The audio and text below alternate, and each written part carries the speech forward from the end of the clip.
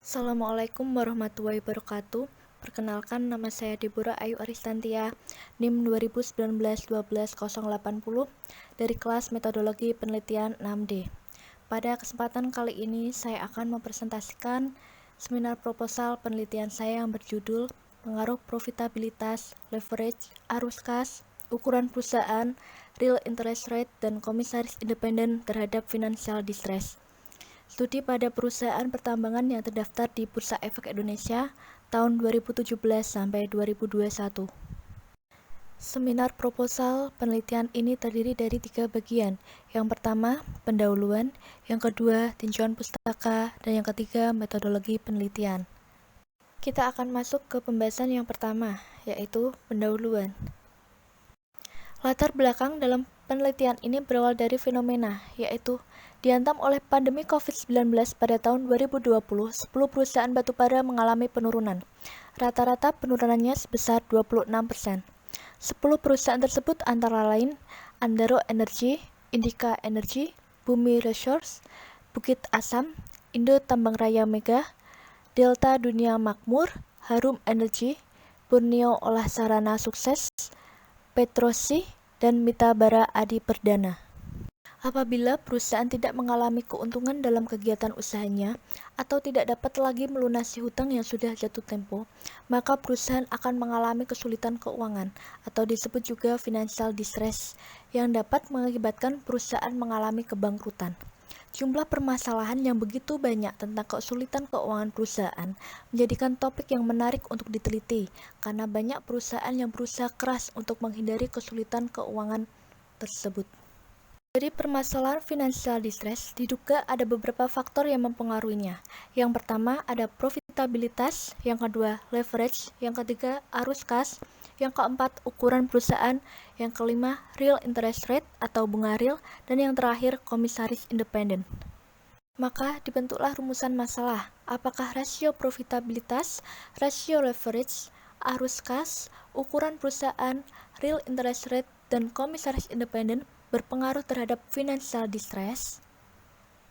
Tujuan dari penelitian ini yaitu untuk menguji pengaruh profitabilitas, pengaruh leverage, pengaruh arus kas, pengaruh ukuran perusahaan, pengaruh real interest rate, pengaruh komisaris independen terhadap financial distress pada perusahaan sektor pertambangan yang terdaftar di Bursa Efek Indonesia tahun 2017 sampai tahun 2021. Adapun manfaat penelitian ini bagi akademis, hasil penelitian ini dapat membantu dalam menambah wawasan dan perkembangan ilmu pengetahuan di bidang akuntansi dan dapat dijadikan acuan bagi penelitian selanjutnya. Bagi penulis, penelitian ini dapat menambah ilmu pengetahuan dan wawasan mengenai pengaruh profitabilitas, leverage, arus kas, ukuran perusahaan, real interest rate, dan komisaris independen terhadap financial distress. Dan bagi perusahaan, untuk memahami situasi keuangan perusahaan yang sebenarnya dan membantu perusahaan dalam mengambil keputusan yang dapat menghindari dari kebangkrutan, serta memberikan informasi tentang situasi perusahaan sehingga investor dapat mempertimbangkan untuk berinvestasi di perusahaan tersebut. Kita masuk di bagian yang kedua, yaitu tinjauan pustaka. Teori keagenan atau agensi teori. Jensen dan McLean tahun 1976 mendefinisikan teori keagenan sebagai hubungan kontraktual antara pihak manajemen suatu usaha dan pihak yang memiliki usaha. Manajemen perusahaan diberi tanggung jawab oleh pemilik usaha berhubungan dengan operasional perusahaan dan pengoptimalan sumber daya yang telah dipercayakan dengan tujuan untuk mensejahterakan pemilik dalam jangka pendek maupun jangka panjang. Bisa dikatakan, teori keagenan ini hubungan antara investor dan manajer dalam bentuk kerjasama. Saya akan menjelaskan sedikit variabel independen dalam penelitian ini. Yang pertama, profitabilitas adalah rasio yang digunakan untuk mengukur kemampuan perusahaan dalam menghasilkan profit pada periode tertentu. Yang kedua, ada leverage, rasio yang digunakan untuk mengukur kemampuan perusahaan memenuhi kewajiban utangnya dengan jumlah asetnya. Dan yang ketiga, ada arus kas, bagian dari laporan keuangan perusahaan yang menunjukkan aliran masuk dan keluar uang perusahaan. Ada ukuran perusahaan, yaitu ukuran yang dapat dihitung dari tingkat total aset dan penjualan yang dapat menunjukkan seberapa baik perusahaan tersebut. Ada real interest rate, yaitu perbedaan tingkat bunga nominal dengan tingkat inflasi. Dan yang terakhir ada komisaris independen, yaitu anggota perusahaan yang mempunyai tanggung jawab untuk mengawasi dewan direksi. Berikut adalah hasil penelitian-penelitian terdahulu. Yang pertama ada Julie Megasavitrik dan Kurnia tahun 2021. Menghasilkan profitabilitas berpengaruh negatif terhadap financial distress, leverage berpengaruh positif terhadap financial distress, arus kas tidak berpengaruh terhadap financial distress, ukuran perusahaan tidak berpengaruh terhadap financial distress. Yang kedua dari Trisandi Eka Putri, Sri Mulyati, dan Amelia Nurbayanti tahun 2021. Profitabilitas tidak berpengaruh terhadap financial distress, likuiditas berpengaruh negatif terhadap financial distress, leverage tidak berpengaruh terhadap financial distress, dan rate interest rate berpengaruh negatif terhadap financial distress. Selanjutnya ada Frans Dika Permana dan Vanica Shirley tahun 2021 menghasilkan ukuran Dewan Komisaris tidak memiliki pengaruh terhadap financial distress, Komisaris independen memiliki pengaruh terhadap financial distress, kompeten Dewan Komisaris memiliki pengaruh terhadap financial distress, dan frekuensi pertemuan Dewan Komisaris memiliki pengaruh terhadap financial distress. Yang terakhir ada dari Bella Oktavianti, Ahmad Hijai, dan Adi Mirda tahun 2020 menghasilkan likuiditas berpengaruh terhadap financial distress, profitabilitas berpengaruh terhadap financial distress, leverage berpengaruh terhadap financial distress, dan ukuran perusahaan secara parsial tidak berpengaruh terhadap financial distress. Berikut adalah gambar kerangka teoritis dari penelitian ini. Hipotesis dalam penelitian ini. Profitabilitas berpengaruh negatif terhadap financial distress, leverage berpengaruh positif terhadap kondisi financial distress, arus kas berpengaruh negatif terhadap kondisi financial distress, ukuran perusahaan berpengaruh negatif terhadap kondisi financial distress, real interest rate berpengaruh negatif terhadap kondisi financial distress, dan komisaris independen berpengaruh negatif terhadap financial distress. Kita masuk pada bagian yang terakhir, yaitu metodologi penelitian. Rancangan penelitian.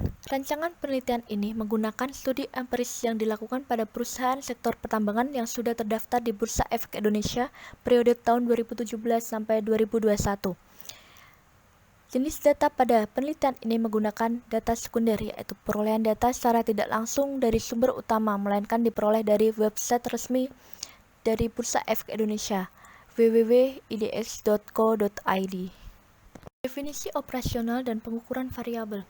Definisi operasional variabel penelitian menurut Sulianto 2018-147 adalah suatu definisi mengenai variabel yang dirumuskan berdasarkan kriteria-kriteria variabel tersebut yang diamati.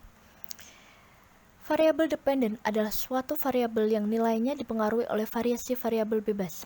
Variabel dependen juga disebut variabel Y, yang merupakan topik dalam penelitian ini. Variabel dependen dalam penelitian ini yaitu financial distress. Financial distress merupakan tahap yang mengabarkan di mana suatu perusahaan mengalami kondisi penurunan grafik keuangan sebelum terjadinya kebangkrutan perusahaan. Pengukuran variabel independen. Yang pertama ada profitabilitas, diproyeksikan memakai ROI, laba bersih dibagi ekuitas. Yang kedua leverage, memakai DAR, total hutang dibagi dengan total aktiva. Yang ketiga ada arus kas, diproyeksikan arus kas operasi dibagi total aktiva. Selanjutnya ada ukuran perusahaan. Ukuran perusahaan memakai log total aktiva. Ada real interest rate dengan rumus R sama dengan I min P, di mana R adalah tingkat bunga real dan I adalah tingkat bunga nominal dan P adalah tingkat inflasi. Dan yang terakhir ada komisaris independen. Dengan rumus Dewan Komisaris sama dengan jumlah Dewan Komisaris Independen dibagi dengan jumlah keseluruhan Dewan Komisaris. Populasi. Populasi penelitian ini adalah perusahaan pertambangan yang terdaftar di Bursa Efek Indonesia tahun 2017 sampai 2021. Ada sampel. Teknik pengambilan sampel yang digunakan adalah teknik purposive sampling. Ada jenis data dan sumber data. Data sekunder yang diambil dari penelitian ini adalah data yang diperoleh dari situs resmi Bursa Efek Indonesia, yaitu www.idx.co.id dan www.bi.go.id. Berikut adalah kriteria pengambilan sampel. Yang pertama, perusahaan pertambangan yang terdaftar di Bursa Efek Indonesia pada periode 2017 sampai 2021. Yang kedua, ada perusahaan pertambangan yang menyajikan laporan keuangan dalam mata uang rupiah pada periode 2017 sampai 2021. Yang ketiga, ada perusahaan pertambangan yang mempunyai nilai EPS atau earning per share negatif selama 2 tahun berturut-turut atau lebih. Yang keempat, ada perusahaan pertambangan yang memiliki kelengkapan data terkait mengenai variabel dalam penelitian ini. Pengumpulan data. Pengumpulan data melalui studi pustaka yang berasal dari jurnal-jurnal ilmiah yang terkait, annual report entitas yang merupakan data laporan keuangan tahunan perusahaan pertambangan yang terdaftar di Bursa Efek Indonesia periode tahun 2017 sampai 2021 yang didapatkan melalui situs BEI. Pengolahan data terdiri atas editing, tabulasi data, proses input data ke komputer. Setelah itu ada analisis data. Teknik analisis data pada penelitian ini memakai teknik analisis logistik. Selanjutnya ada analisis statistik deskriptif. Yang pertama, uji kelayakan model regresi, yaitu digunakan untuk mengetahui bahwa suatu model regresi logistik merupakan sebuah model yang tepat. Penelitian kelayakan model regresi logistik dalam memprediksi digunakan uji Hosmer dan Lemesow Goodness of Fit test. Tes ini digunakan untuk menguji hipotesis. Yang kedua ada uji keseluruhan model. Uji model keseluruhan ini menguji pada prinsipnya apakah penggunaan 6 variabel dalam penelitian ini memungkinkan model untuk lebih menjelaskan kesulitan keuangan perusahaan.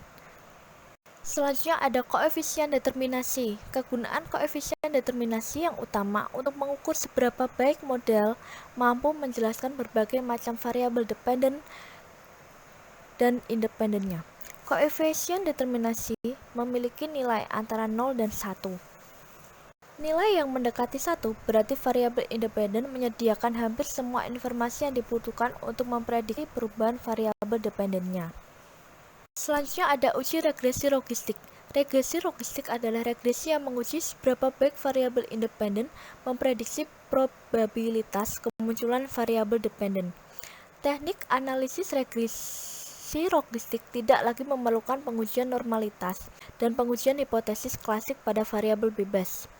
Regresi logistik juga mengabaikan heteroskedasititas, artinya variabel dependen tidak perlu homoskedastisitas untuk setiap variabel independennya.